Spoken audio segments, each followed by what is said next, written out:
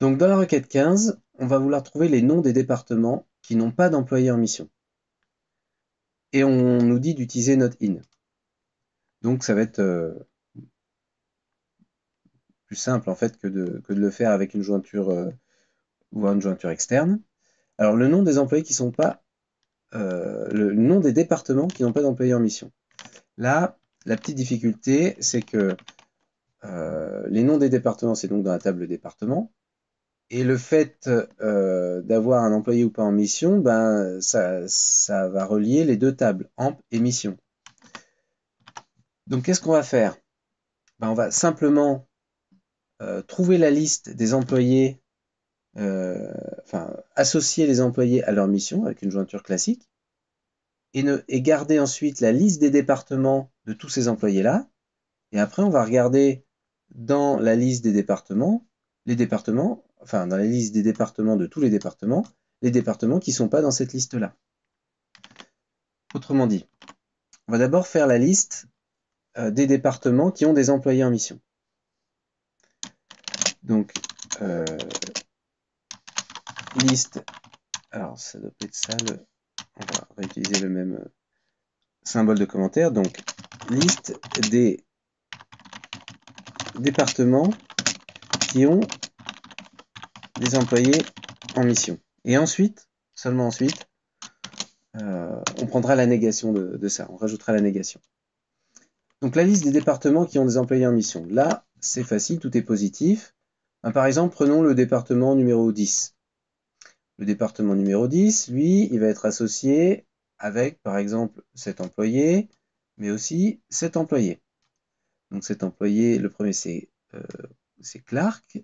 Il est de numéro 7782. 7782, ah, lui, il a une mission. Très bien. Miller, lui, 7934, bah, lui, il n'a pas de mission.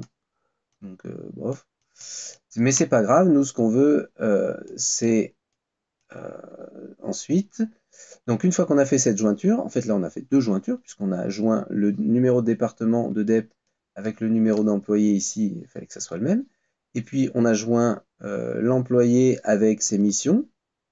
Une fois qu'on a fait ça, et ben, il suffit de regarder quelles sont la liste des départements pour avoir la liste des départements qui ont des employés en mission. Alors faisons ça déjà, faisons ces deux jointures.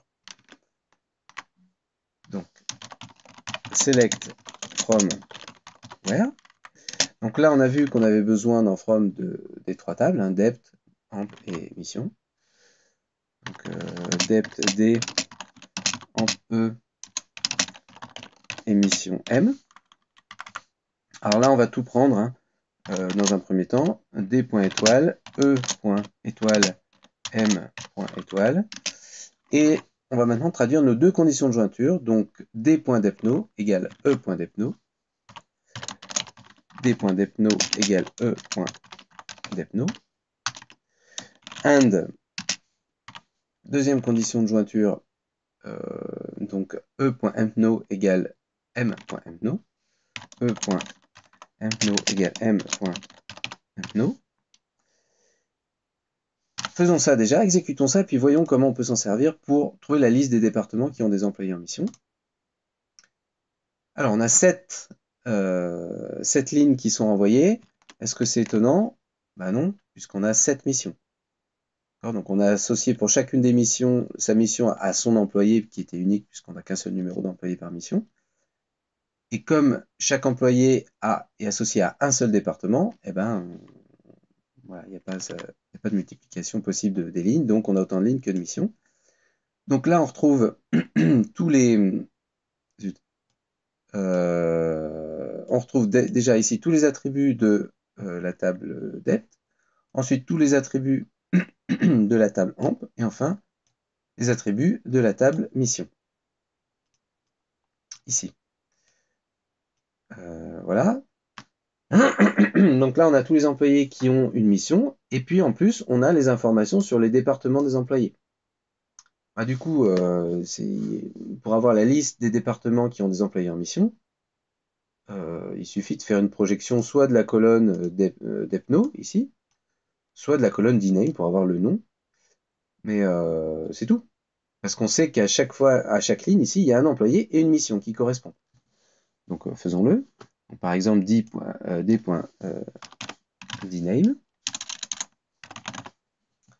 Voilà, et là, on va extraire uniquement cette colonne-là.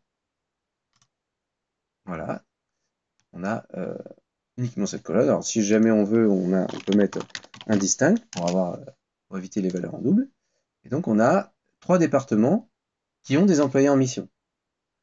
Et bien, du coup, pour trouver la liste maintenant, pour répondre à la requête d'origine, qui est de trouver les noms des départements qui n'ont pas d'employés en mission, eh ben, il va juste falloir chercher les numéros des départements, ou les noms des départements, qui ne se retrouvent pas dans cette liste.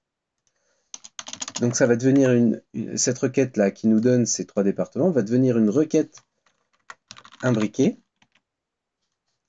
d'une autre requête dans laquelle on va demander les noms des départements de la table dept et dans laquelle le dname n'est pas dans cette requête imbriquée, qui elle nous fournit les trois départements qui sont indiqués ici. Voilà, on cherche les noms des départements de la table dept.